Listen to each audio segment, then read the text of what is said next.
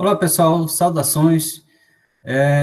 Vamos iniciando mais uma aula de estatística aplicada, onde vamos tratar de teste de hipótese, tá?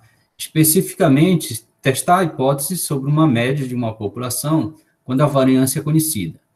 Na verdade, esse tema a gente já iniciou na última aula, mas vamos dar uma continuidade, reforçando alguns conceitos, né, e aprendendo novos conceitos, tá? Então, para a aula de hoje, a gente tem aqui a prática, a gente vai tentar ser o mais prático possível, tá? Sobre teste de hipótese para uma média populacional, quando a variância é supostamente conhecida. A gente vai ver dois exemplos, tá?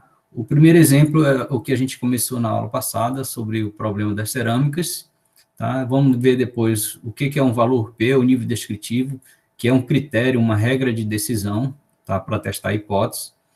E aí a gente vê também o exemplo 2, para reforçar todo o conceito aplicado, mencionado, tá?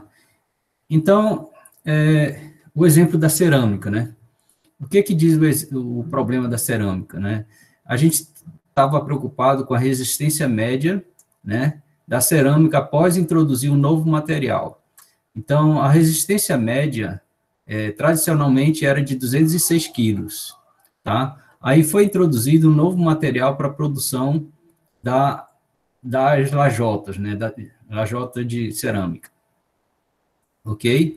E aí, após introduzir esse novo material, a gente observou uma amostra de tamanho 30, tá? E obteve uma resistência média na amostra de 210 quilos.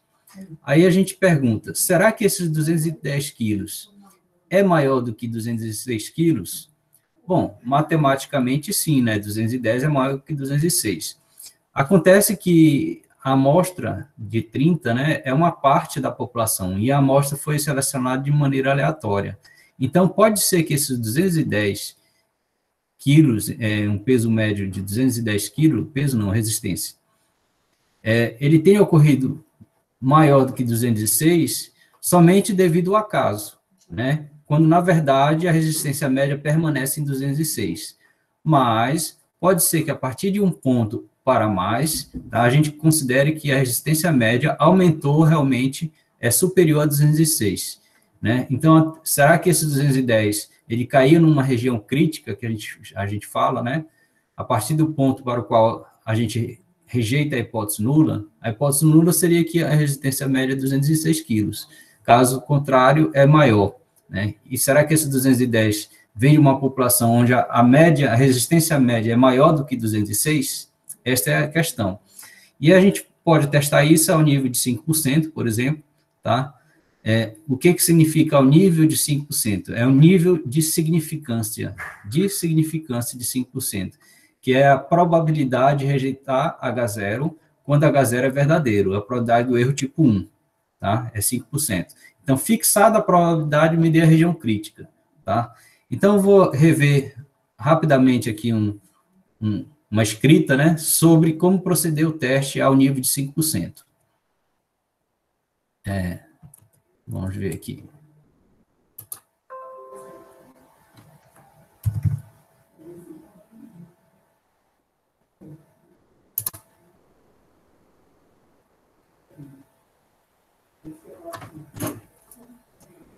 Então, vamos olhar aqui. O teste, depois de questionar, né, fazer a afirmação de investigação, a gente verifica que o seguinte, a hipótese nula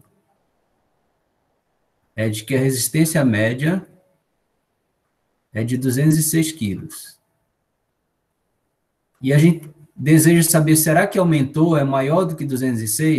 Como maior não tem uma igualdade, né, não está uma igualdade nessa afirmação, maior, então ele vem direto para H1, tá? Para a hipótese alternativa. Então, a média na hipótese alternativa vai ser do tipo unilateral à direita, um teste unilateral à direita. Então, média maior do que 206, tá? Então, para testar isso, ao nível de 5%, a gente pode pensar, né, que a estatística de teste, o estimador estatístico de teste, para testar a média, vai ser a média amostral. E a média amostral, pelo teorema central do limite, tem distribuição normal, para uma amostra suficientemente grande. Então, a gente pode imaginar, tá, que a resistência média na amostra, o x barra, tem distribuição normal, com média sobre H0, média 206, e variância sigma ao quadrado sobre n. Quem é o sigma ao quadrado? Pelo problema, ele diz que o desvio padrão é 12, então o sigma ao quadrado é 12 ao quadrado. 12 ao quadrado, o tamanho da amostra é 30. Então, dividido por 30. Tá? Então, a ideia é a seguinte, de testar a hipótese. A gente diz que a resistência média é 206, então, estaria nessa, aqui ao centro. Mas a amostra, como ela é aleatória, ela pode ocorrer que a resistência média seja um pouco à direita, um pouco maior do que 206, e a verdadeira média populacional ainda é 206, tá? Então, é aceitável um valor próximo de 206, um pouco maior, mas não significa que ela é maior do que 206, a resistência média populacional sendo maior. Acontece que a partir de um certo ponto para mais, de um ponto para mais, eu já não será razoável dizer que a resistência média é 206, e sim vai ser maior. E esse ponto a gente chama de x barra crítico. O limite, o valor da média, da resistência média, para o qual valores maiores ou iguais a ele, tá, vai levar à rejeição da hipótese nula. O que é rejeitar a hipótese nula? Dizer que a resistência média é maior do que 206. Não é 206, e sim é maior. Só que a gente pode rejeitar, dizer que é maior, quando a verdadeira média é 206.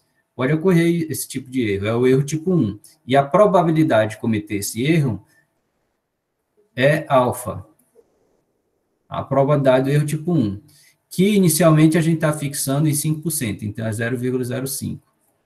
Então, mas qual é esse ponto crítico? Qual é esse limiar? Esse ponto limite tal que, para valores da média maior ou igual a ele, tá, rejeita a hipótese nula. Diz que a resistência média aumentou. Quer dizer, o material que foi introduzido na fabricação das lajotas, ela surtiu um efeito positivo, porque a resistência média aumentou, né, quando a gente rejeita H0. Então, o objetivo é encontrar esse x barra crítico, tá? A gente pode usar da teoria estatística e lembrar que, pelo teorema central do limite, a média amostral tem distribuição normal, certo? Consequentemente, eu posso padronizar a média amostral e chego na normal padrão, tá? Então, esse 206, padronizar, significa 206 menos a média, mas quem é a média? 206. Então, aqui vai dar 0. É a normal padrão. E aqui o x barra crítico, a gente vai chegar num Z alfa, ou vou chamar de Z alfa. Quem é esse Z alfa? É a padronização do ponto crítico. Tá? A gente está padronizando a escala para 0,1, para a escala padrão, da normal padrão. Então, é o x barra crítico, menos a média sobre H0, que é 206, dividido por sigma raiz de n, que é o erro padrão da média amostral. É a raiz da variância. Se a variância é 12 ao quadrado sobre 30, então o erro padrão é 12 sobre raiz de 30. Ok? Mas valores maiores ou iguais que o Z alfa rejeita a hipótese nula. Na escala padronizada, rejeita que a média é 0. Se valores ocorrerem da escala padronizada maiores ou iguais a Z alfa, então a gente rejeita H0 dizendo que a verdadeira média é maior do que 0, na escala padronizada da normal padrão. Com que probabilidade a gente rejeita H0, dizer que é maior do que 0, quando H0 é verdadeiro? Quando a média verdadeira é 0. Com que probabilidade? Com alfa, probabilidade alfa, de 0,05. 5%. Ok? Então, esse Z alfa aqui, a gente também tem que determinar de acordo com o nível de significância do teste. Dado que é 5% aqui o nível de significância do teste, eu quero saber quem é esse Z alfa. A gente pode procurar ou na tabela acumulada, vamos ver aqui, tabela. Se eu tenho 5% à direita, para o lado esquerdo tem quantos por cento? Tem 95%, não é isso? Se é 5% nessa cauda superior, então eu tenho na cauda inferior 0,95. 95%. Então, qual o ponto da normal padrão, tal que a prol da área menor ou igual que esse ponto positivo seja de 95%. A metade da área é 50%, mais um pedacinho é 45%, para somar 95%. Então, eu procuro no corpo da tabela 0,95, porque é a tabela acumulada, enquanto procuro o valor de Z. Então, 0,95 do lado direito, né, da média zero.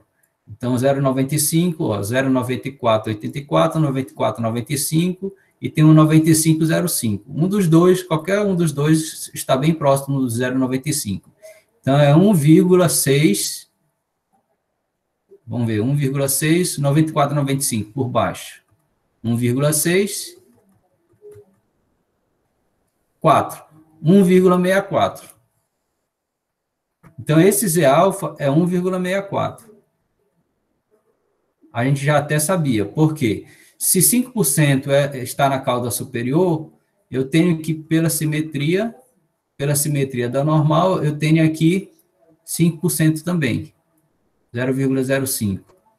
Então, no corpo da tabela, eu tenho 5% para um lado, 5% para o outro, 10%. No meio do intervalo, eu tenho 0,90. E o intervalo de confiança de 90%, a gente sabe que o Z alfa é 1,64. Ora, se o Z alfa é a média crítica menos a média sobre H0 dividido pelo erro padrão, então eu isolo o X barra crítico. Quem é o X barra crítico? Eu volto para a escala original. O X barra crítico é o ponto crítico na escala original. Eu vou ter que X barra crítico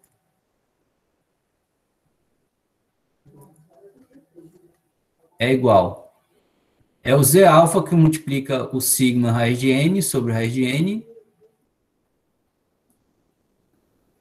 menos a média vai passar somando. Então, eu vou colocar aqui, vou colocar uma fórmula bem geral. μ0 mais Z alfa vezes sigma sobre raiz de n. Então, o X barra crítico é igual a média sobre H0, 206, mais o Z alfa, 1,64, vezes o sigma raiz de n, 12 sobre raiz de 30.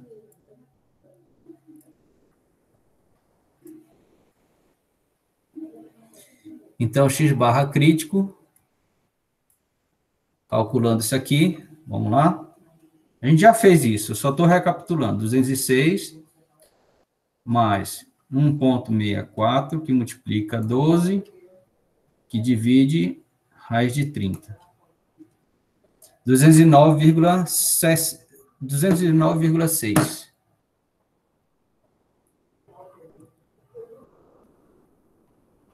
Tá? Então, é o ponto crítico para o qual médias maiores do que o ponto crítico na escala original, tá? A resistência média superior a 209,6 rejeita a hipótese nula. E aqui eu tenho Z crítico, né? Na escala padronizada é o Z crítico ou o Z alfa.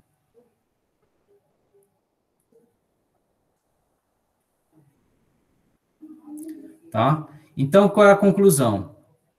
A média observada foi 210. Está lá no problema. A resistência média das 30 lajotas na amostra deu 210. E o Z observado, eu padronizo a escala. É 210, é pegar o valor, 210, menos a média sobre H0, 206, dividido pelo erro padrão da média amostral, que é 12 sobre a rede 30.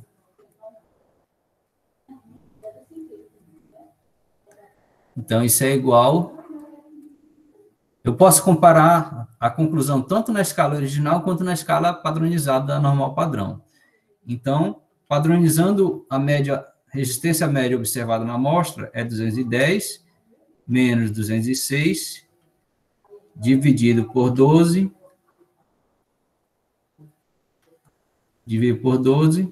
dividido por raiz de 30. 1,83.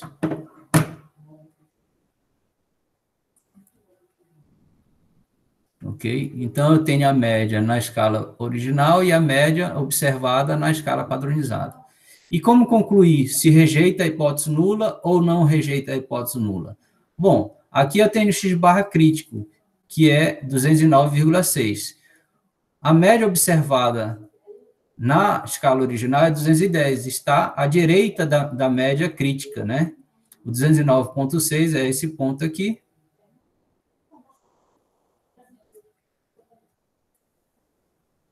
R$ 209,6 é esse ponto aqui, e a média observada na amostra foi 210.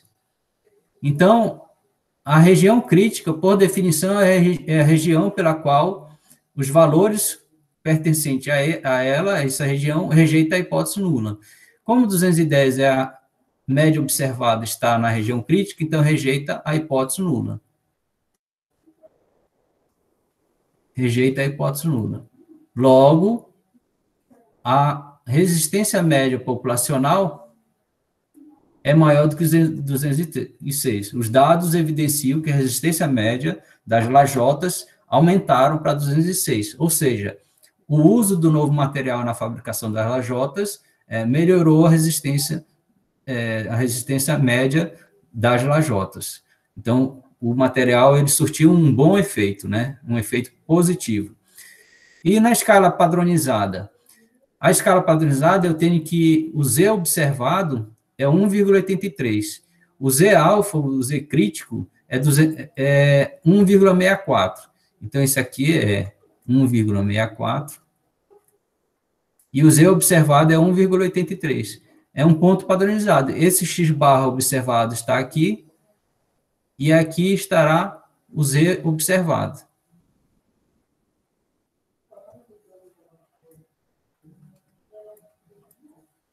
Que é igual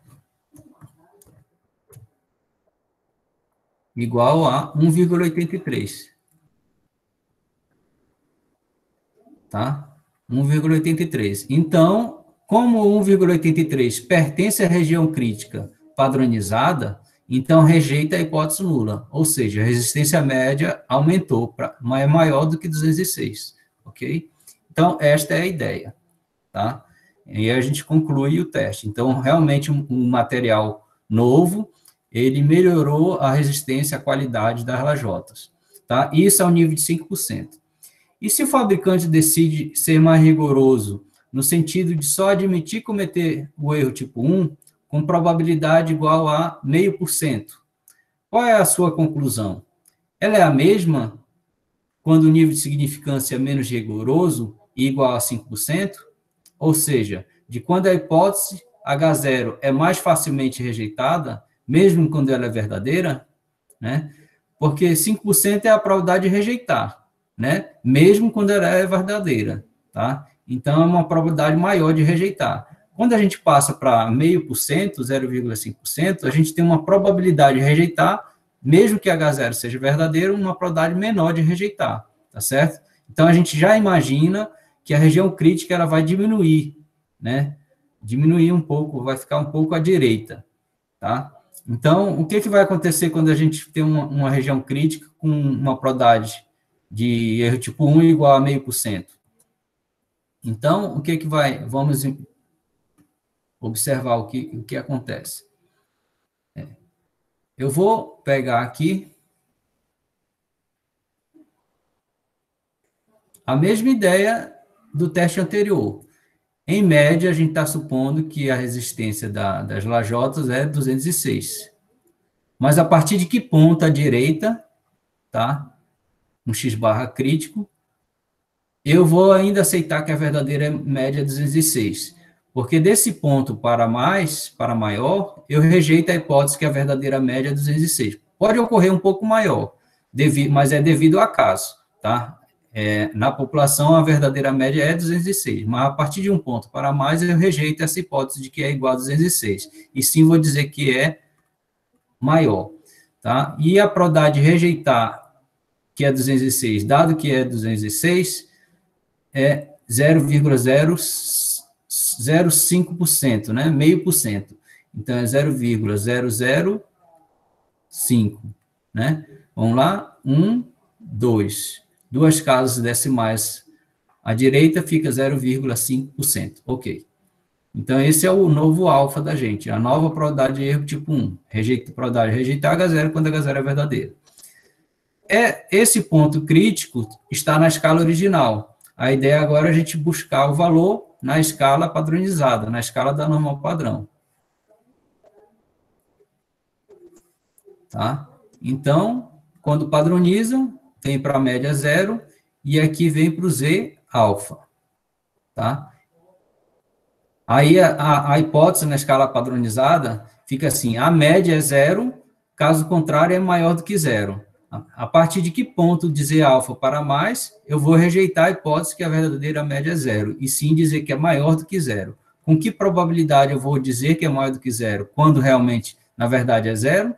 Eu estou cometendo um erro, tipo 1. Com que probabilidade eu aceito cometer este erro? De 0,005, que é o 0,5%. Meio por cento. Né? É o 0,5%, meio por cento. Isso aqui é um rigor maior na probabilidade de erro tipo 1, porque antes era o quê? De 5%. Ó. 0,05 é 5%. Eu admiti uma probabilidade de erro tipo 1 maior. E agora eu estou admitindo apenas 0,5% da probabilidade de erro tipo 1. Então, qual o valor desse alfa aqui? Z alfa. Tá? Se aqui é 0,05, para o lado esquerdo, eu tenho 0,05 também. 0,0. Desculpe aí o barulho que tem reformas aqui ao lado. Normal, né? Essa área aqui. 0,5% para um lado, 0,5% para outro, não é isso? Então, fica 1%.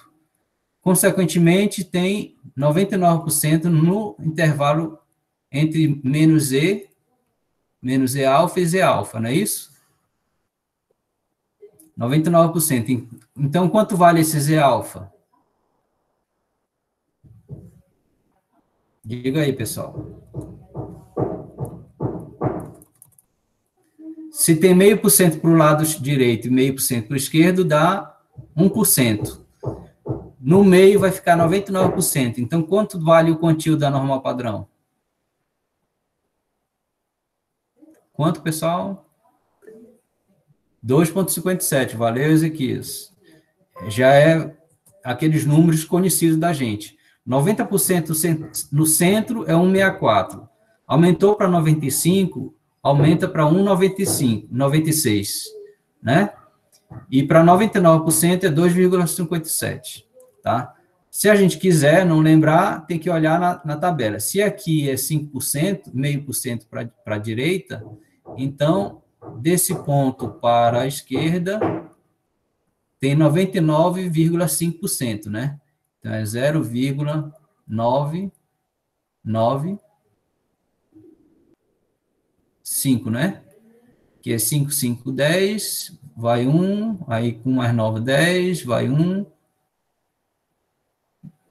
com mais 9, 10, vai 1, aí fecha 1. É 995, vamos procurar aqui na tabela, 995,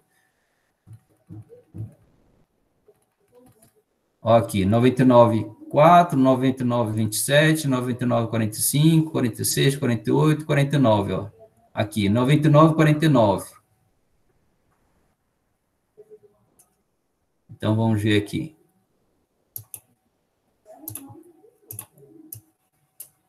(2,5), na linha já bateu 2,5.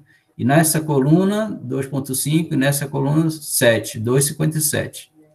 Então, é 2,57 mesmo. Perfeito. Então, é 2,57. Este é o ponto crítico na escala padronizada, tá? No Z, que tem distribuição normal padrão, escala 0,1, tá? E o x-bar crítico? Vocês têm calculadoras aí para dizer quem é o x-bar crítico? Ó, o Z alfa é o x-barra crítico, menos a média sobre H0, menos 206, dividido por sigma raiz de n, 12 sobre raiz de 30.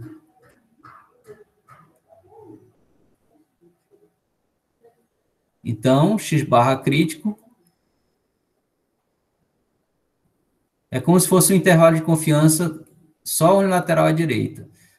No lugar da média, é a média sobre H0. Então, é 206 mais 2,57 vezes 12 sobre raiz de 30. Então, x-barra crítico.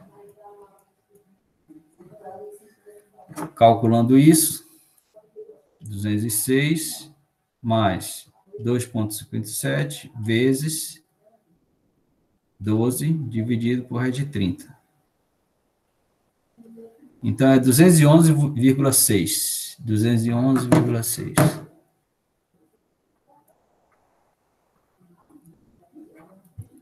Ok? Então, esse é o x-barra crítico. O ponto a partir do qual a gente rejeita a hipótese nula na escala original.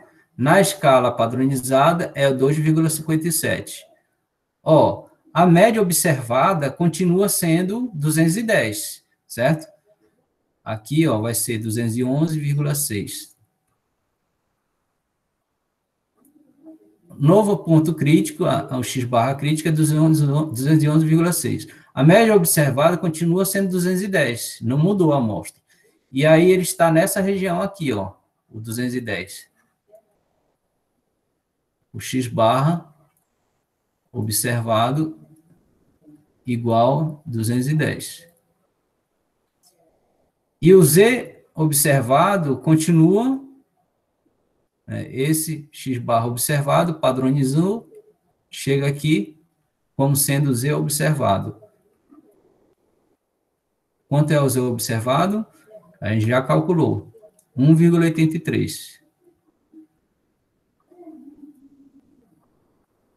Então, percebam que 1,83 é menor do que 2,57, obviamente. Então, percebo que quando o alfa é de 0,005, que é de 0,5%, a gente tem um rigor maior de admitir, diminuir a probabilidade de cometer o erro tipo 1, tá? A gente não quer a gente é mais rigoroso quanto ao erro tipo 1, a gente só admite, no máximo, 0,5% de cometer o erro tipo 1. Então, a gente chegou à conclusão que, a média observada não pertence à região crítica, certo? Não pertence. Então, o que acontece? A gente não rejeita a hipótese nula. Se caísse na região crítica, rejeita a hipótese nula. Mas, como não pertence à região crítica, não rejeita a hipótese nula. Ou seja, os dados não fornecem evidências de que a resistência média da lajota aumentou, né? Não é maior do que 206, e sim é igual a 206, tá? Então, percebam, quando o alfa era de 5%, quando o alfa era de 5%, eu rejeitei a hipótese nula, porque eu admiti uma probabilidade de erro tipo 1 um pouco flexível, um pouco maior, tá certo? Mas quando eu diminuí, fui mais rigoroso, eu não rejeitei a minha hipótese, tá?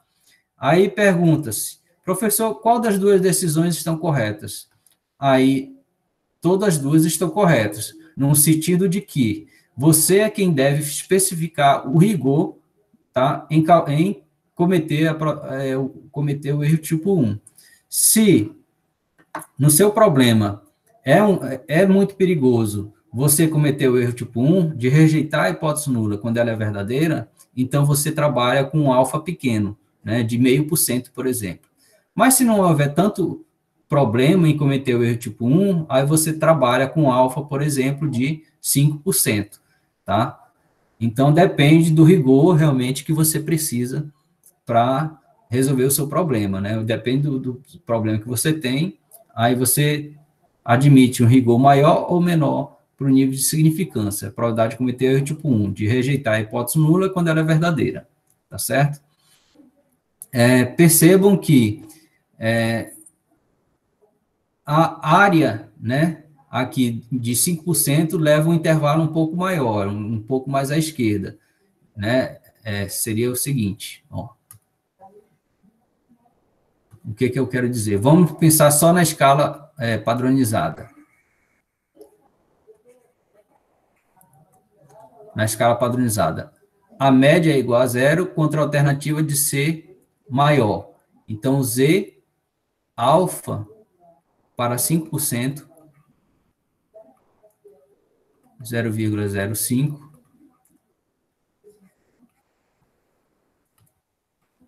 foi de 1,64. Esse Z alfa aqui, né? Para mais. E na escala padronizada, para 0,5%,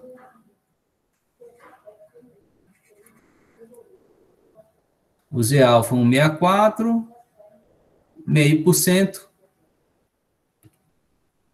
2,57.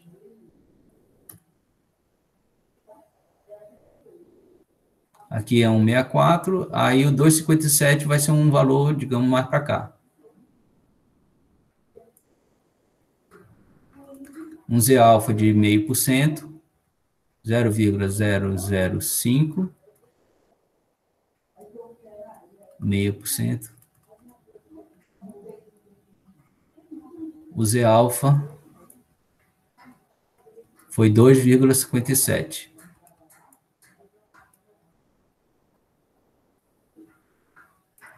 Ok?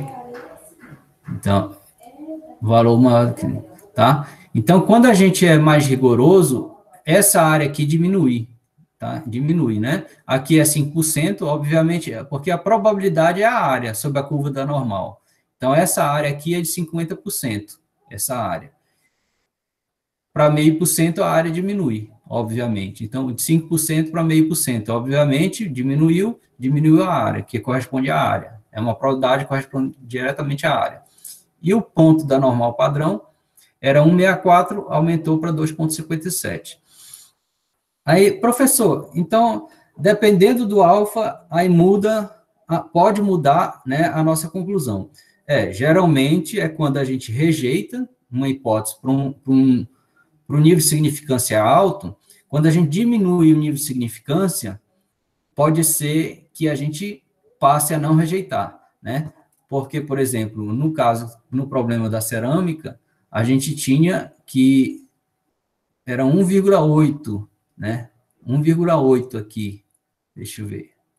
1,8 aqui. O Z observado. Z observado era 1,8. 86, né, eu acho. 83. Na escala padronizada, ele é 1,83, continua aqui, né? Ele não muda, o observado. Tá? Não muda. Então, no momento ele é rejeitado, está na região crítica, e no outro momento ele não cai na região de rejeição, então não rejeita. Então, quando você tem um alfa grande, você pode rejeitar, e ao diminuir o nível de significância alfa, pode passar a não rejeitar. Aí eu pergunto, professor, não existe uma maneira da gente trabalhar sem ficar toda hora assim, fixando um alfa para verificar se rejeita ou não rejeita? Não tem uma maneira definitiva, mais direta de tomar uma decisão para todo alfa fixado? Porque para cada alfa que a gente fixa, a gente tem que encontrar uma região crítica, e a partir daí tomar uma decisão. Se eu fixo alfa 10%, constrói região crítica, toma decisão. Fixa alfa 5%, constrói região crítica, toma decisão. fixa alfa 1%, constrói a região crítica, toma decisão. Ao invés de ficar toda hora fazendo isso, né, será que não existe uma maneira direta para dizer para quais valores de alfa a gente rejeita H0? Aí a resposta é sim, né? E chama-se o valor P. E o valor P é o valor, tá, que a gente geralmente encontra nos softwares estatísticos, tá? Todo teste estatístico geralmente é trabalhado com o valor P, tá? Então, é um critério de decisão, tá? Para o qual você bateu o olho, olha o valor do valor P e vai saber para quais valores de nível de significância alfa você vai rejeitar ou não a hipótese nula, tá? Então, é o valor P, tá? Aqui uma observação, né? É possível verificar, observar, que a diminuição no nível de significância alfa tem como consequência a diminuição do conjunto de valores da região crítica, e, assim, para que a hipótese nula, H0, seja rejeitada. Então, diminui a chance de rejeitar H0. E aí, o que é? E assim, para que a hipótese nula, H0, seja rejeitada, é necessário que os dados forneçam uma evidência cada vez mais forte contra H0. Né? A gente, quando diminui o nível de significância, para rejeitar H0, os dados têm que fornecer uma evidência cada vez mais forte de que realmente H0 é falso, para que o valor da média observada na amostra caia na região crítica, porque ela diminuiu. E caso isso aconteça, podemos dizer que o teste é altamente significativo, no sentido de que é forte a evidência de que H0 não é verdadeira. Rejeita-se H0 com grande evidência a partir dos dados amostrais. Então, o valor P é um procedimento para que, para cada novo nível de significância fixado, se evite o trabalho de obter uma nova região crítica. Aquilo que eu falei. Significância 10%, região crítica, tomar decisão. Significância 5%, calcula a região crítica para tomar a decisão. Ao invés de fazer isso várias vezes, a gente calcula de uma única vez o valor P, tá? Então, a gente vai trabalhar agora com o valor P. Então, eu vou tentar ser prático para a gente compreender o que é o valor P, para a gente compreender como é que funciona o valor P. Nesse exemplo do teste da cerâmica, tá? Então, veja o seguinte. A gente está supondo, verdadeiro, que a resistência média das cerâmicas é de 206 quilos. 206 quilos. Ok? Bom, a gente coleta uma amostra de tamanho 30 lajotas, e calcula a resistência média dessa amostra, né? O x-bar observado. Então, perceba o seguinte, os dados tendo distribuição normal, né, se a verdadeira média é 206, tá, a resistência média é 206, a resistência média na amostra, se ela é verdadeira, se 206 é a verdadeira resistência, vocês esperam que a resistência média na amostra ocorra próximo de 206 ou longe de 206, aqui mais à direita? Eu quero saber de vocês. O que vocês acham? A resistência média vai ser mais próxima de 206 ou mais longe de 206, se a verdadeira resistência média é 206?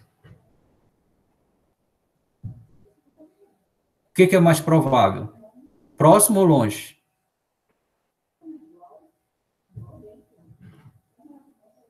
Gabriel, quer falar? Ítalo? Próximo. Isso, Ezequiel.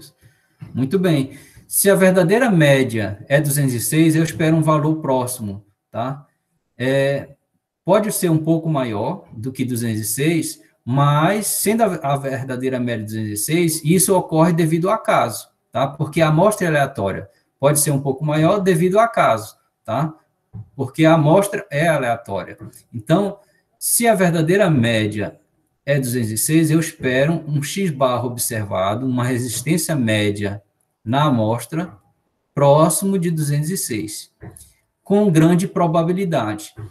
Essa probabilidade que eu acabei de falar, com grande probabilidade, significa o seguinte: a probabilidade de observar valor mais extremo do que é observado, o que é o valor mais extremo? Ser maior, tá? esse intervalo. A probabilidade de observar um valor mais extremo do que a observada, tá? Dado que H0 é verdadeiro, sendo H0 verdadeiro, sendo que a verdadeira resistência média é 206. E isso ocorre com grande probabilidade se a verdadeira média é 206. Eu vou chamar de alfa chapéu grande. Valor P. Alfa chapéu é o valor P, tá?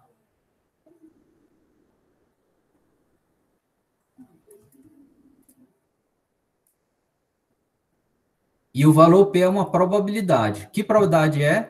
É a probabilidade de observar um valor mais extremo do que a estatística observada. Quem é a estatística observada? É a média amostral, tá? Observada na amostra. A probabilidade de x barra, né, ser maior do que x barra observado, dado que H0 é verdadeiro. Quando for padronizar, padroniza pelo valor que está sobre H0. E isso ocorre com grande probabilidade se a verdadeira média é 206. Então, valor P grande, tá? Valor P grande dá a evidência de que a verdadeira média é 206. Agora, se H0 é falso,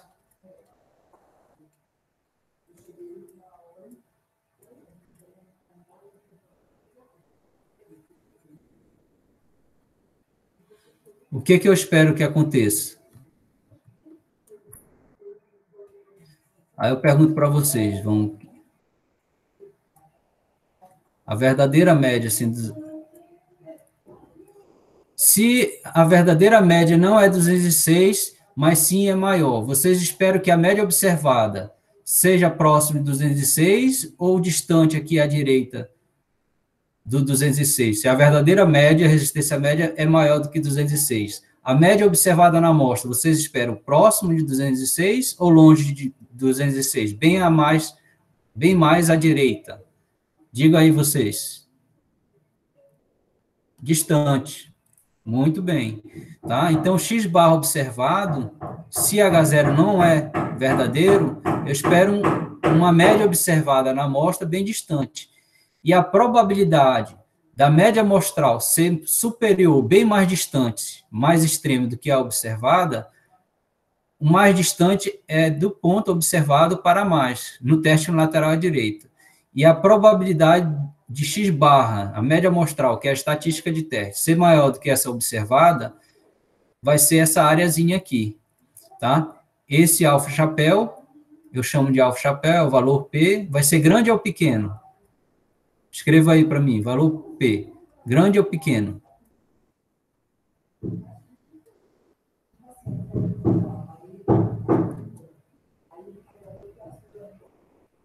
Esse valor P, essa probabilidade vai ser grande ou pequeno? Pequeno. Muito bem. Pequeno. Tá? Então, a ideia é a seguinte, ó.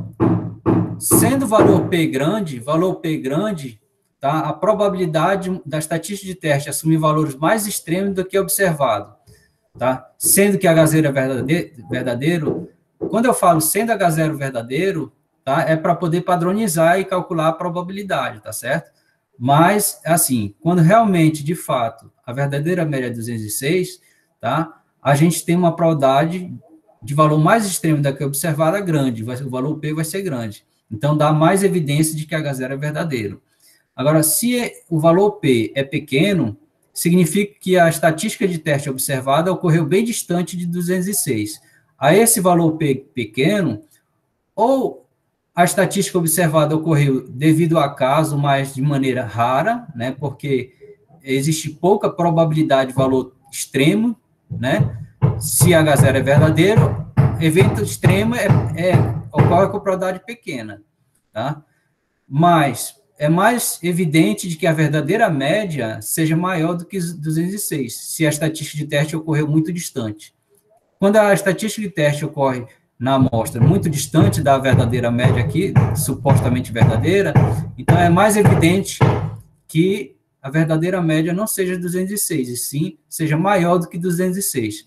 Isso é refletido por um valor P pequeno, tá? Valor P ou nível descritivo pequeno, tá? Aí vocês poderiam perguntar o seguinte, mas professor, o que é um nível descritivo ou valor P pequeno. Por exemplo, um valor P de 5% é pequeno, tá? Um valor P de 1% é pequeno? O que é pequeno? Isso é relativo, não é verdade? Bom, pequeno a gente pode comparar com o nível de significância alfa, tá certo? Então, por exemplo, se o nível de significância alfa, digamos que o valor P, vamos calcular o valor P para o nosso exemplo, tá? Vamos aqui. Alfa chapéu é o valor P. Aí a gente compara com o nível de significância do teste que a gente já trabalhou. A gente já fixou em 5% e 0,5%. Então, quem é o valor P?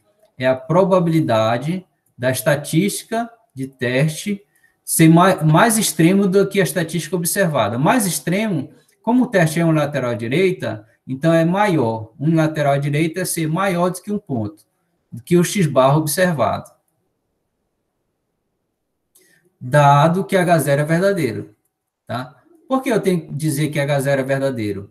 Porque eu tenho que padronizar na distribuição normal. Eu preciso saber quem é a média e quem é a variância.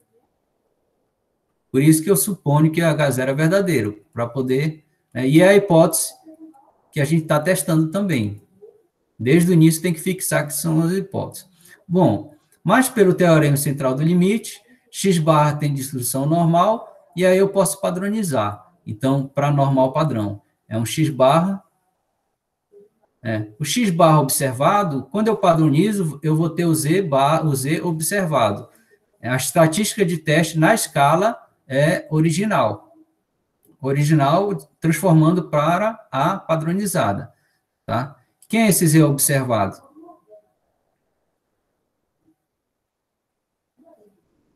Que a gente já sabe que isso aqui é a probabilidade,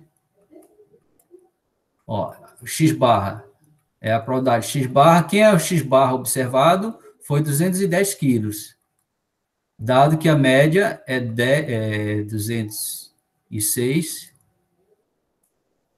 e o desvio padrão é 12. Né? E o z observado, a gente já calculou o z observado. Quem é o z observado? Ó, aqui, x barra observado é 210. O z observado é 210 menos a média sobre H0 dividido pelo erro padrão que a gente supõe conhecido, sigma. 12 sobre raiz de 30, 1,83. Então, a probabilidade de z ser maior do que 1,83. Ó, mas aí a tabela não me dá a probabilidade de z maior do que um ponto. Ela dá 1 menos a probabilidade de z menor do que o ponto, o quantio. 1,83 a gente consegue o acumulado para a esquerda. Então, isso é igual a 1 menos, aí eu vou na tabela, 1,83, procuro por 1,8 na primeira coluna, e depois a 1,80123. Essa coluna, 9664, o 3, vamos ver se é na coluna do 3. É, exatamente, essa coluna do 3. 9664. 0,9664. Isso é igual 10 menos 4, 6. 9 menos 6, 3. 9 menos 6, 3. 9 menos 0, 0. 9 menos 9, 0. Então, 0,9664 é 33,36%. 3,36%. Ok? Então, o que acontece? Esse é o valor P, 3,36%. No gráfico que a gente fez aqui, eu vou ter isso aqui, alfa chapéu. Vamos colocar aqui um gráfico.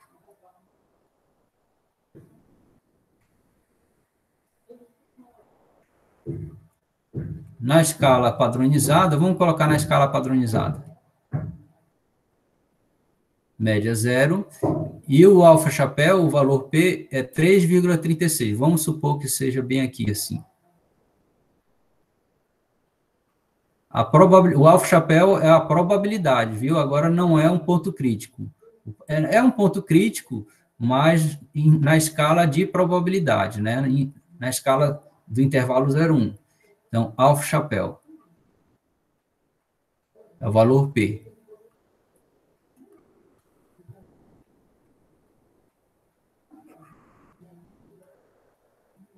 R$ 3,36%.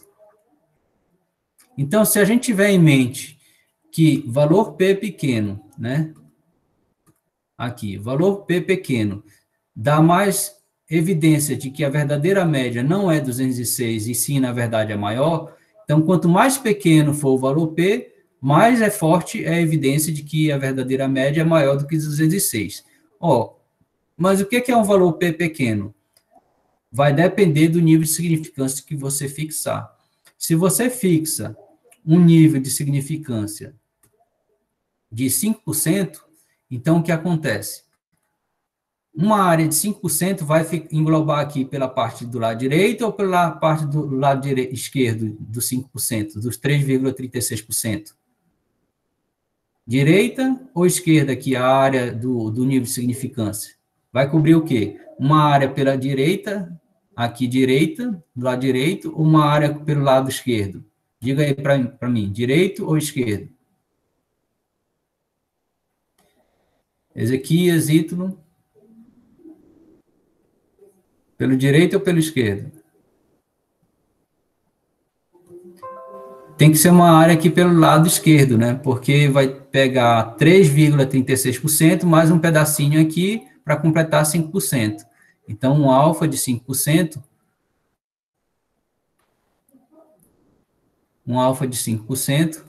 vai ter que pegar uma areazinha desse pedaço aqui para esse aqui, com mais um pedaço do valor P. Então, percebam que esse alfa chapéu está associado à estatística observada, ao x-barra observado. Valor mais extremo do que o observado. Então, para um alfa de 5%, o x observado está dentro da região crítica, né? Que aqui é o x, é o z, x observado ou z observado. Vamos colocar o z observado.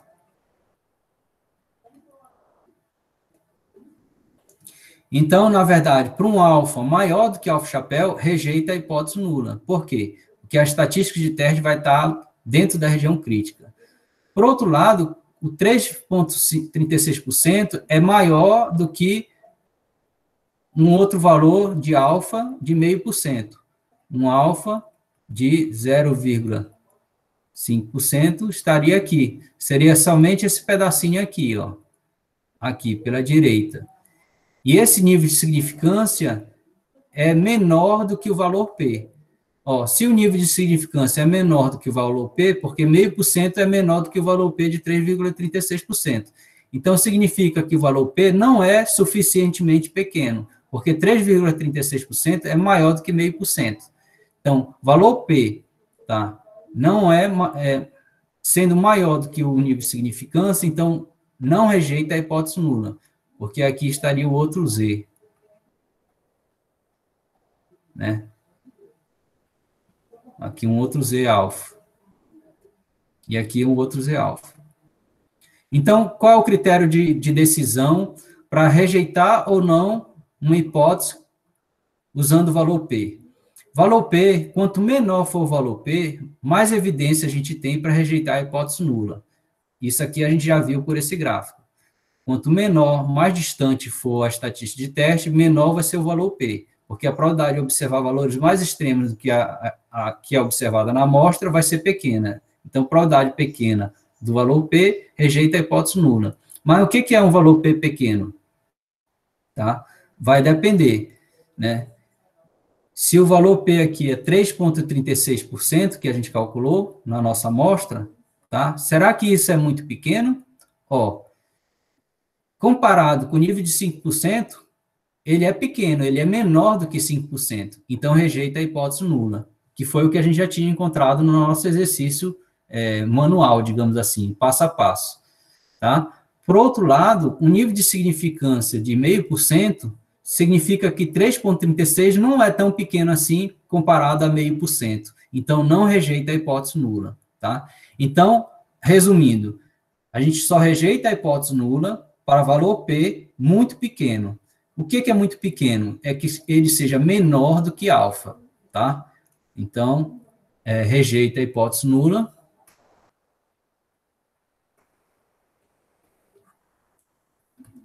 Rejeita-se H0 se alfa chapéu. Será que ele é pequeno? Se ele for menor do que alfa. Tá?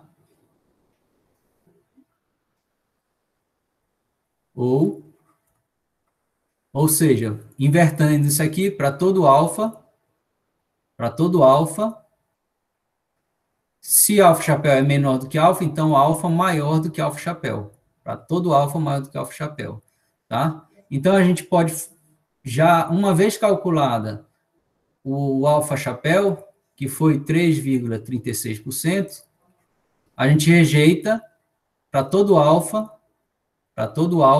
maior do que 3,36. Exemplo,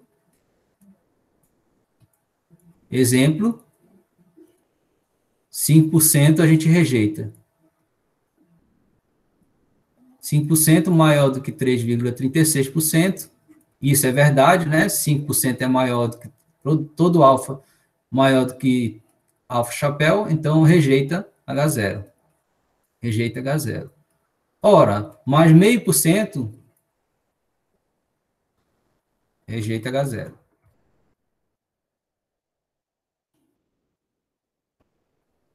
Por quê? O alfa é maior do que o valor P, ou seja, o valor P é suficiente menor do que 5%, né? Então, rejeita H0.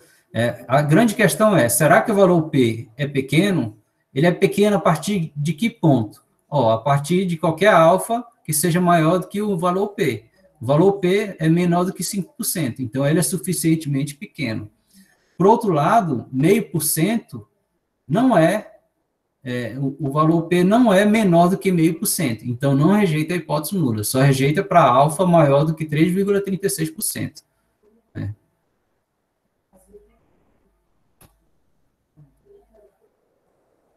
Né? Por outro lado, vamos anotar aqui.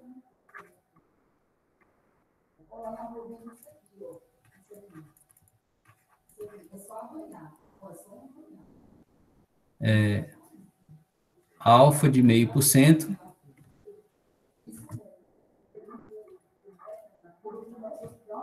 Meio por cento.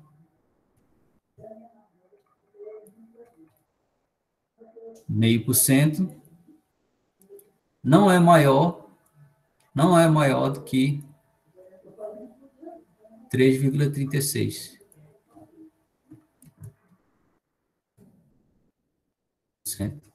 É o alfa chapéu. Ou seja, alfa chapéu não é, né? Alfa chapéu. Se o alfa não é maior, então alfa chapéu não é menor, né? Alfa chapéu não é suficientemente pequeno. Implica que não rejeita H0. Porque 3,36%, que é o valor P, não é suficientemente menor do que o valor do alfa. Não é. 3,36 é maior, não é menor do que 0,5%. Então, não rejeita a hipótese nula. Não rejeita H0. Tá certo, pessoal?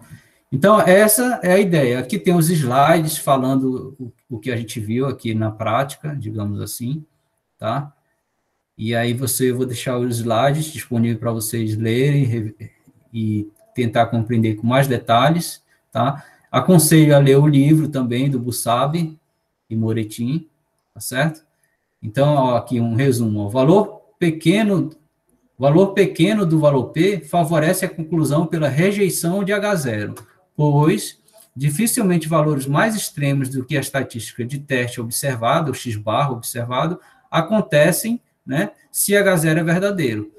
Se H0 é verdadeiro, a gente espera média amostral próximo de H0, da média sobre H0. E aí o valor P é grande. Mas valor P pequeno, é mais fácil, é mais provável que a verdadeira média seja maior, no caso do teste unilateral à direita. Então, a probabilidade do acaso é pequena, né? E é mais provável que H0 seja falso, tá? Aí, mas quais valores do valor P podem ser considerados pequenos? Considera-se pequenos valores inferiores aos pontos de corte, que é o valor do alfa, determinado pelo nível de significância alfa. O valor mais comum é o nível de significância do teste igual a 0,5%, a 5%, aliás. Logo, rejeita-se H0 quando o valor P é menor que 5%. Geralmente, o ponto de corte é 5%. Se o valor P é menor do que 5%, então ele é suficientemente pequeno para dizer que H0 não é verdadeiro, é falso. Então, rejeita-se H0. Tá? Outros valores para valor P inferiores ao nível de significância são iguais a 0,01%, 0,005%, que é o 0,5%. Tá? Quando o P é um número muito, muito próximo de zero, qualquer nível de significância alfa vai ser maior do que o valor P. Então, o valor P vai ser suficiente menor do que o nível de significância. Para qualquer alfa, sendo 1%, 0,5%, se o valor P é muito, muito próximo de zero. Então, a gente diz que o teste é altamente significativo, tá? Com o valor P é muito, muito próximo de zero, tá? Então, aqui é a continuidade do exemplo, a gente já calculou o valor P e chegamos à conclusão de rejeitar quando o alfa é maior do que 5%, quando o alfa é 5%, e não rejeita quando o alfa é 0,5%, porque 3,30 e pouco não é menor do que 0,5%. A gente já verificou. Aí tem esse exemplo 2, vou deixar como exercício para vocês, tá? E estou preparando uma lista de exercícios, vou incluir esse exemplo 2 para vocês fazerem. Só um detalhe, quando o teste é bilateral, a gente calcula o valor P como um valor extremo, sendo aquele para o lado direito ou para a esquerda da estatística observada. Se for um valor à direita da média sobre H0, a gente calcula como sendo maior. O valor mais extremo é x barra maior. Se a média observada estiver à esquerda da média sobre H0, a gente calcula x barra menor. E aí, ao final, a gente multiplica por 2, porque é bilateral. Então, a probabilidade de mais extremo vai ser a probabilidade de uma cauda superior ou esquerda, mais a probabilidade da outra cauda, pela simetria da normal. E aí fica 2 vezes a probabilidade do valor extremo. Tá? Outra oportunidade, a gente calcula o valor P para teste bilateral, tá certo? Aí, com isso, a gente conclui o teste para média, quando a variância populacional é conhecida. A gente vai ver teste para proporção e para média, quando a variância é desconhecida. Tá certo, pessoal? Alguma pergunta? Eu vou encerrar aqui a gravação. Tchau, tchau.